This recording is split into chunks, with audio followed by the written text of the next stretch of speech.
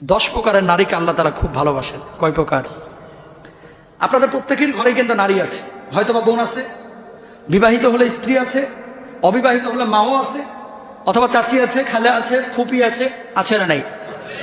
10 শ্রেণীর স্ত্রীকে, কন্যাকে আল্লাহ রাব্বুল আলামিন খুব ভালোবাসেন। এটা আমার নবী বলেছেন, বলুন সুবহানাল্লাহ। 1 নম্বর আল্লাহর নবী বিশ্বনবী সাল্লাল্লাহু আলাইহি ওয়াসাল্লাম বলেছেন, যে নারী তার সঙ্গে কেউ ভুল করেছে, ভুল করার পরে ভুলটা ধরা পড়েছে, প্রতিশোধ গ্রহণ করে নাই, আল্লাহর বাস্তে তারা ক্ষমা করে দিয়েছে, আল্লাহ রাব্বুল আলামিন ওই নারীকে ভালোবাসেন, পছন্দ করে। 2 নম্বর ওই নারী, যে নারী সাবেরা, ধৈর্যশীলা। মারিয়াম আলাইহিস সালাতু ওয়াস সালামের নাম আল্লাহ রাব্বুল আলামিন পবিত্র কালামে পাকে উল্লেখ করেছেন। তিনি ছিলেন একজন ধৈর্যশীল নারী। ফেরাউনের স্ত্রীও ছিলেন বিবি আসিয়া, ধৈর্যশীল নারী।